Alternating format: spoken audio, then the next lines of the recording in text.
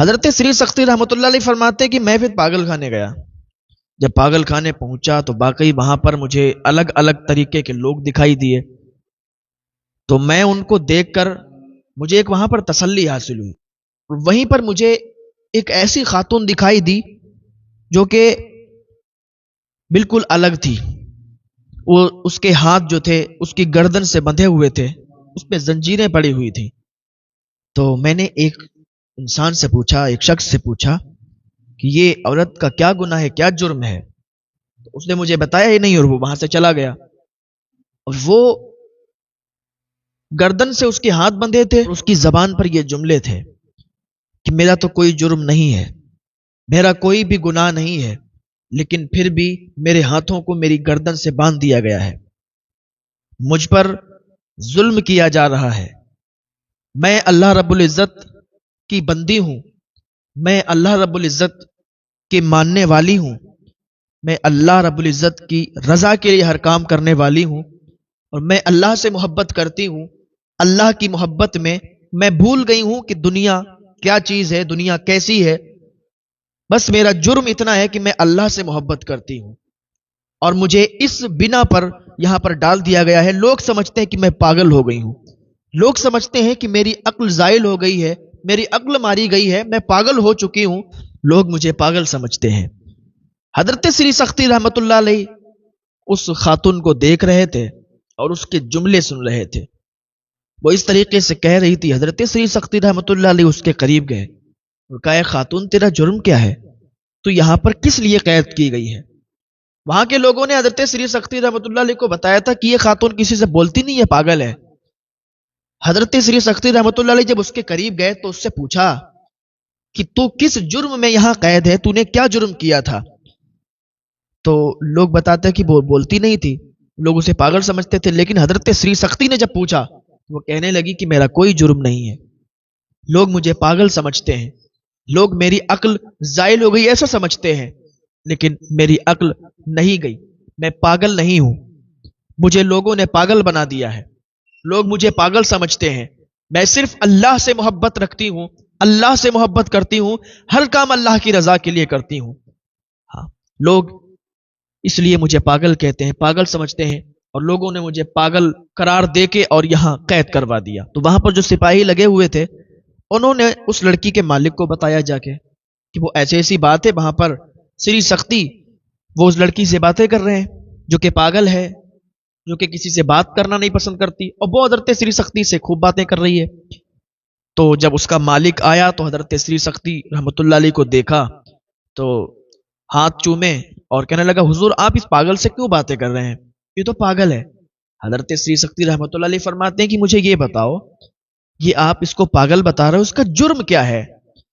تو حضرت سری سختی رحمت اللہ علیہ سے وہ کہنے لگا اس کا مالک کہ اس کا جرم اتنا ہے کہ یہ پاگلوں کی طرح باتیں کرتی ہے, اور اس کے سارے کام پاگلوں والے ہیں, عجیب اپنے آپ میں بڑبڑاتی رہتی ہے, اور اس کے کام, اس کا کوئی بھی چیز مجھے سمجھ میں نہیں آتی ہے, یہ کیسے کیا کرتی ہے, ساری چیزیں الگ تھلگ کرتی ہے. تو میں یہ سمجھتا ہوں, لوگ بھی یہ سمجھتے ہیں کہ یہ پاگل ہے, اسی وجہ سے اس کو یہاں قید خانے میں ڈال دیا گیا ہے, یہ پاگلوں کے پاگل خانے میں ڈال دیا گیا ہے.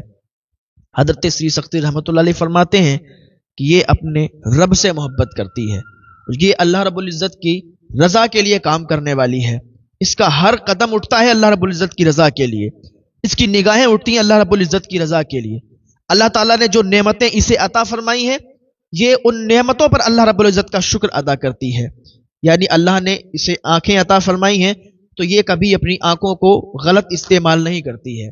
اللہ رب العزت نے اسے قدم عطا کیے ہیں, پاؤں عطا کیے ہیں, تو اپنے پیروں کو, اپنے قدموں کو کبھی غلط استعمال نہیں کرتی ہے, اپنے ہاتھوں کو کبھی غلط استعمال نہیں کرتی ہے. اللہ تعالیٰ نے جو نعمتیں دی ہیں اس پر یہ اللہ کا شکر ادا کرتی ہے اور اللہ کی رضا کے لیے یہ کام کرتی ہے. آپ اس وجہ سے اس کو پاگل سمجھتے ہیں, اسے چھوڑ دو آپ. اس نے کہا, حضور یہ پاگل ہے, اس کو ہم نہیں چھوڑ سکتے. حضرت سری سختی رحمت اللہ علیہ فرماتے ہیں کہ ٹھیک نہیں چھوڑ سکتے تو کتنے روپے لوگے بتاؤ, میں اس کی قیمت دینے کے لیے تیار ہوں. حضرت سری سختی رحمت اللہ علیہ نے جب فرمایا نا میں اس کی قیمت دینے کے لیے تیار ہوں, تو وہ کہنے لگا, حضرت میں آپ کی بہت عزت کرتا ہوں, آپ بزرگ ہیں, آپ کا ادب کرتا ہوں, لیکن میں آپ سے کچھ زیادتی کروں, کچھ بولوں اس سے پہلے آپ یہاں سے چلے جائیں۔ حضرت سری سختی فرماتے ہیں کہ تم کیسی باتیں کرتے ہو، میں اس کی قیمت دینے کے لیے تیار ہوں، تم اسے چھوڑو۔ وہ کہتا ہے اچھا آپ قیمت دیں گے، ٹھیک ہے، آپ فقیر انسان ہیں، آپ کے پاس اتنی دولت کہاں سے آئے گی، آپ کے پاس اتنا پیسہ کہاں سے آئے گا کہ آپ اس باندی کو چھٹا دیں، آپ اس خاتون کو یہاں سے چھوڑا کے لے جائیں۔ حضرت سری سختی رحمۃ اللہ علیہ فرماتے تم بتاؤ کتنی قیمت ہے اس کی۔ اس نے کچھ قیمت بتائی۔ حضرت سری سختی رحمۃ اللہ نے فرمایا ٹھیک ہے تم انتظار کرو، میں انتظام کرتا ہوں۔ اس نے کہا ارے بابا آپ کیسے انتظام کریں گے، آپ فقیر آدمی ہیں، آپ کی عزت کرتا ہوں میں، آپ بزرگ ہیں، ادب کرتا ہوں، لیکن آپ اسے چھڑانے کی بات کرتے ہیں، آپ کہاں سے اتنا پیسہ کہاں سے لائیں گے؟ تو حضرت سری سختی رحمۃ اللہ علیہ نے فرمایا تم یہ بات مت پوچھو میں کہاں سے لاؤں گا، اللہ رب العزت انتظام فرمائے گا، اللہ ہمارا مددگار ہے۔ ہم جب ہمیں کچھ ضرورت ہوتی نا ہم اللہ سے طلب کرتے ہیں، اللہ تعالیٰ انتظام فرماتا ہے، آپ انتظار کرو میں انتظام کرتا ہوں۔ حضرت سری سختی رحمۃ اللہ علیہ گھر چلے گئے، سجدے میں گر گئے، اللہ رب العزت کی بارگاہ میں فریاد کرنے لگے۔ اور جو اللہ کے نیک بندے ہوتے ہیں، جو اللہ رب العزت کی رضا کے لیے کام کرنے والے بندے ہوتے ہیں، تو پھر اللہ تعالیٰ انہیں یوں رسوا نہیں کیا کرتا، اللہ تعالیٰ ہر موڑ پر ان کی مدد فرماتا ہے جو اللہ رب العزت کی رضا کے لیے کام کرتے ہیں۔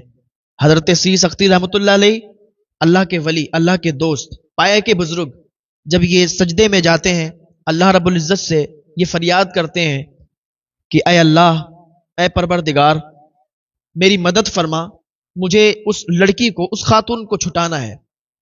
تو اس کا نام تحفہ تھا۔ رات میں دعا کرتے ہیں، سو جاتے ہیں، تھوڑی دیر کے بعد کانوں میں آواز آتی ہے کہ دروازے پر کوئی ہے، دروازہ کھٹکھٹاتا ہے۔ آدھی رات میں کسی نے دروازہ کھٹکھٹایا، دروازے پر دستک دی تو ان کی آنکھ کھل گئی۔ حضرت سری سختی رحمۃ اللہ علیہ کی جب آنکھ کھلی نا، دروازہ کھولا، دروازہ کھولنے کے بعد دیکھتے ہیں تو 4-5 لوگ ہیں۔ حضرت سری سختی رحمۃ اللہ علیہ فرماتے ہیں آپ کون لوگ ہیں؟ کہا ہم فلاں فلاں جگہ سے آئے ہیں اور یہ ہمارے نام ہیں، اور ہم 5000 دینار آپ کی بارگاہ میں لائے ہیں، ہم 5000 دینار آپ کی بارگاہ میں لائے ہیں۔ تو کہا آپ ہمارے پاس 5000 دینار لائے، کیوں لائے ہیں؟ میں کچھ سمجھا نہیں۔ وہ کہنے لگے کہ ہم سوئے ہوئے تھے، ہمیں خواب آیا کہ میرا ایک بندہ سری سختی ہے، تم اس کے پاس چلے جاؤ اور 5000 دینار اسے دے دو جا کے۔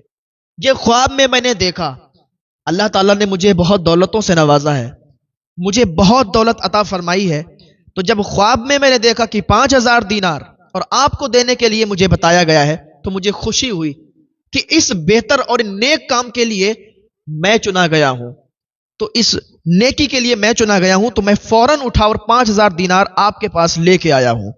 حضرت سی سختی رحمۃ اللہ علیہ نے اللہ کا شکر ادا کیا اور وہ 5000 دینار لے کے جب صبح ہوئی تو وہیں آپ اس پاگل خانے چلے گئے جہاں پر تحفہ قید تھی، جہاں پر وہ نیک لڑکی، نیک خاتون، اس کو قید کر کے رکھا گیا تھا۔ جب حضرت سری سختی رحمۃ اللہ علیہ قید خانے میں پہنچے، اس پاگل خانے میں پہنچے، تو وہاں پر جو سپاہی پہرا دے رہا تھا نا، اس نے جب حضرت سری سختی رحمۃ اللہ علیہ کو دیکھا تو دوڑ کے ان کے پاس آیا، کہنے لگا حضور جلدی آئیے۔